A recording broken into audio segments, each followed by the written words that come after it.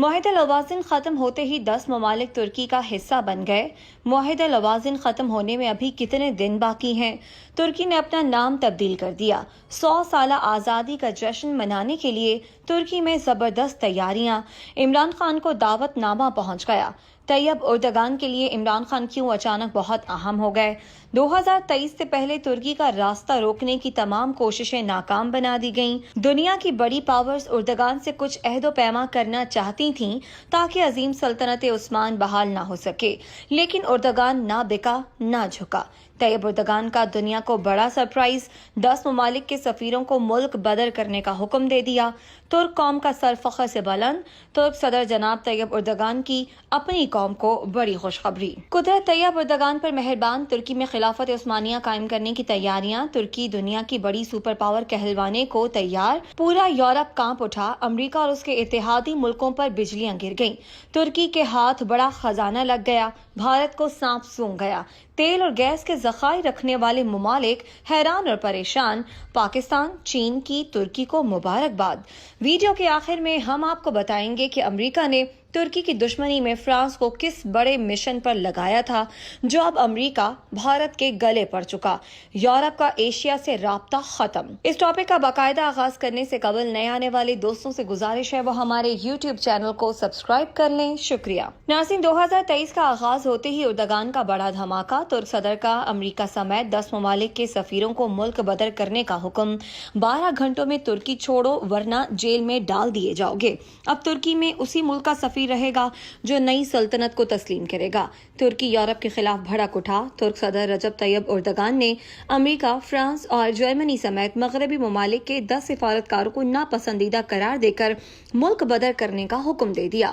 فرانسیسی خبر رساں ادارے AFP کے مطابق مغربی ممالک کے 10 سفیروں نے ترکی کے خلاف مشترکہ بیان جاری کیا تھا، جس کے بعد طیب اردگان نے اپنے وزیر خارجہ کو حکم دیا کہ ان 10 سفیروں کو جتنی جلدی ممکن ہو ناپسندیدہ قرار دیا جائے۔ یہ اصطلاح کسی بھی شخص کو ملک بدر کرنے سے پہلے استعمال کی جاتی ہے۔ جن ممالک کے سفیروں کو ملک بدر کرنے کا حکم دیا گیا ان میں امریکہ، Canada, Germany, France, Denmark, Finland, Holland, New Zealand, Norway اور سویڈن شامل ہیں۔ انہوں نے ان افراد پر نامناسب ہونے کا الزام لگاتے ہوئے کہا کہ یہاں سے چلے جانا چاہیے جب وہ ترکی کو نہیں جانتے۔ ہم ان کی اپنے ملک میں مزید میزبانی نہیں کر سکتے۔ ناظرین، ایک طرف باطل کی قوتیں کبھی پاکستان اور ترکی کو FATF کی گرے لسٹ میں ڈال کر ترقی کا راستہ روکنے کی کوشش کرتی ہیں تو کبھی معاشی پابندیاں لگانے کی کوشش کی جاتی ہے، لیکن ترکی نے فیصلہ کر لیا وہ خلافت عثمانیہ کو دوبارہ بحال کر ہی دم لیں گے، جس کے بعد سے مسلم دنیا میں اردگان کی دھوم مچ گئی۔ قدرت ترکی پر مہربان ہو گئی۔ ترکی کے صدر رجب طیب اردگان اسی ہفتے اعلان کر چکے ہیں کہ وہ جمعے کے روز اپنی عوام کو ایک بہت بڑی خوشخبری سنائیں گے، اور اس جمعے کے روز جناب طیب اردگان نے انتہائی خوشی کا اظہار کرتے ہوئے اپنی عوام کو یہ خبر دی کہ اللہ نے ان کے ملک پر خاص عنایت کرتے ہوئے گیس کا ایک بڑا ذخیرہ ملک کی ترقی کے لیے کھول دیا۔ بحر اسود سے دریافت ہونے والی یہ قدرتی گیس 2023 تک عوام کو دستیاب ہوگی۔ ترکی کے صدر طیب رجب اردگان نے حال ہی میں بحر اسود میں ترک ساحل کے قریب قدرتی گیس کے ذخائر دریافت کرنے کا اعلان کرتے ہوئے کہا کہ ایک طویل عرصے سے ترکی گیس کی تلاش کا کام جاری رکھے ہوئے تھا۔ سن 2023 تک ترکی وہاں سے گیس نکال کر استعمال کرنا شروع کر دے گا۔ ناظرین، ترکی کے گیس کی تلاش کرنے والے جہاز فاتح نے بحر اسود میں 11.3 خرب کیوبک فٹ قدرتی گیس کے ذخائر دریافت کر لیے۔ ان کا کہنا تھا کہ یہ ترکی کی تاریخ میں قدرتی گیس کی سب سے بڑی دریافت ہے۔ بحر اسود کے اطراف کے خطے میں قدرتی گیس ملنے کے بہت امکانات تھے اور وہ کئی سال سے گیس کی تلاش کا کام جاری رکھے ہوئے تھے۔ 8 بار تلاش کی کوشش ناکام ہوئی اور 9ویں بار وہ گیس کو دریافت کرنے میں کامیاب ہو گئے۔ ناظرین، ترک صدر طیب اردگان کے اس بڑے ذخیرے کی دریافت کو قدرت کا ایک خصوصی عطیہ قرار دیا۔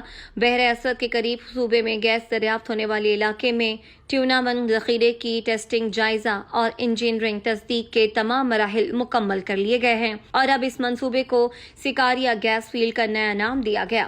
انہوں نے کہا کہ پہلے مرحلے میں دریافت ہونے والے ذخائر کا یہ واحد خطہ ہے جو قدرتی وسائل سے مالا مال ہے اور انشاءاللہ یہ ابتدا ہے۔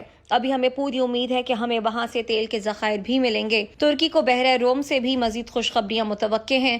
انہوں نے گیس اور تیل کے مزید ذخائر کی تلاش جاری رکھنے کا اعلان کرتے ہوئے کہا فاتح اور یوریز ڈرلنگ جہازوں نے بحر اسود اور بحر روم میں گہرے پانی میں 9 مقامات پر ڈرلنگ کی ہے۔ ہم اپنے ملک کی توانائی کے مسئلے کو مکمل طور پر حل کرنے کے لیے پرعزم ہیں۔ بحری جہاز فاتح سے لائیو لنک کے ذریعے ترکی کے وزیر خزانہ نے ان ذخائر کی دریافت کو ترکی کے لیے ایک نئے دور کا آغاز قرار دیتے ہوئے کہا کہ اسے ترکی کی معیشت مستحکم ہوگی۔ ناظرین، امریکی جیولوجیکل سروے کے مطابق خطے میں لیونٹ تاس میں 3.5 ٹریلین مکعب میٹر قدرتی گیس اور 1.7 بلین بیرل تیل کا ذخیرہ ہے۔ ترکی کے ماہرین نے بحر اسود کے قدرتی گیس کے ذخائر کی دریافت کو ملک کی معیشت کے لیے مثبت قرار دیا۔ ترکی میں موجودہ سالانہ قدرتی گیس کی کھپت لگ بھگ 44.9 بلین مکعب میٹر ہے، اور اس کا مطلب یہ ہے کہ اس دریافت سے ملک کی توانائی کی تقریباً 7 سال کی ضروریات پوری ہو سکتی ہیں۔ ترکی کے انرجی اکانومی ایسوسی ایشن کے چیئرمین پروفیسر گورکن کمباروگلو نے دعویٰ کیا، 3 سال میں گیس کا استعمال شروع کرنا حقیقت پسندانہ ہے۔ مجھے یہ بھی لگتا ہے کہ مزید بھی ذخائر دریافت کیے جائیں گے۔ ناظرین، اگر ہم خطہ ارض پر نظر دوڑائیں تو ہمیں امت مسلمہ ٹوٹ پھوٹ کا شکار نظر آتی ہے۔ امت مسلمہ میں ہمیشہ قیادت کا بحران نظر آیا۔ ان کی قیادت کے لیے کئی ممالک نے کوشش کی، لیکن بری طرح ناکام ہوئے۔ دنیا بھر کے مسلمانوں کو متحد رکھنے کے لیے آرگنائزیشن آف اسلامک کارپوریشن کا قیام بھی عمل میں لایا گیا، لیکن یہ آرگنائزیشن بھی بڑوں کے مفادات کے لیے استعمال ہونا شروع ہو گئی۔ اس وقت امت کا یہ حال ہے کہ اس کی قیادت کرنے کے لیے کئی ممالک میں کشمکش جاری ہے۔ ترکی، سعودی عرب اور ایران مسلمانوں کی قیادت کرنے کی خواہش رکھتے ہیں۔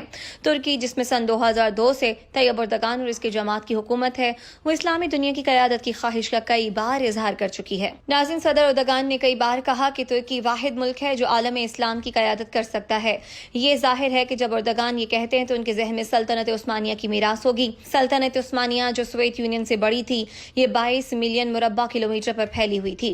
سلطنت عثمانیہ مصر، یونان، بلغاریہ، رومانیہ، میسوڈونیا، ہنگری، فلسطین، اردن، لبنان، شام، عرب کے بیشتر علاقوں، شمالی افریقہ کے بیشتر ساحلی علاقوں تک پھیلی ہوئی تھی۔ یہ سلطنت مسلم حکمرانوں کو اہمیت دیتی تھی۔ ترک صدر کو لگتا ہے کہ عالم اسلام کی قیادت کرنا ترکی کا تاریخی حق ہے، لیکن وہ بھول جاتے ہیں کہ اب وہ سلطنت عثمانیہ کے 22 ملین مربع کلومیٹر کے سلطان نہیں، بلکہ ترکی کے صدر ہیں، جو اب گھٹ کر 7,83,000 مربع کلومیٹر میں سمٹ چکا ہے۔ سلطنت عثمانیہ جو لگ بھگ سن 1299 میں قائم ہوئی تھی، پہلی جنگ عظیم کے ساتھ سن 1923 میں ختم ہوئی اور جدید ترکی بن گیا۔ ناظرین، صدر اردگان نے کئی بار کہا کہ ترکی واحد ملک ہے جو عالم اسلام کی قیادت کر سکتا ہے۔ یہ ظاہر ہے کہ جب اردگان یہ کہتے ہیں تو ان کے ذہن میں سلطنت عثمانیہ کی میراث ہوگی۔ سلطنت عثمانیہ جو سوویت یونین سے بڑی تھی، یہ 22 ملین مربع کلومیٹر پر پھیلی ہوئی تھی۔ سلطنت عثمانیہ مصر، یونان، بلغاریہ، رومانیہ، میسوڈونیا، ہنگری، فلسطین، اردن، لبنان، شام، عرب کے بیشتر علاقوں، شمالی افریقہ کے بیشتر ساحلی علاقوں تک پھیلی ہوئی تھی۔ یہ سلطنت مسلم حکمرانوں کو اہمیت دیتی تھی۔ ترک صدر کو لگتا ہے کہ عالم اسلام کی قیادت کرنا ترکی کا تاریخی حق ہے، لیکن وہ بھول جاتے ہیں کہ اب وہ سلطنت عثمانیہ کے 22 ملین مربع کلومیٹر کے سلطان نہیں، بلکہ ترکی کے صدر ہیں، جو اب گھٹ کر 7,83,000 مربع کلومیٹر میں سمٹ چکا ہے۔ سلطنت عثمانیہ جو لگ بھگ سن 1299 میں قائم ہوئی تھی، پہلی جنگ عظیم کے ساتھ سن 1923 میں ختم ہوئی اور جدید ترکی بن گیا۔ ناظرین، مزید ایسی ویڈیوز کو دیکھنے کے لیے ہمارے YouTube چینل کو سبسکرائب کیجیے۔ شکریہ۔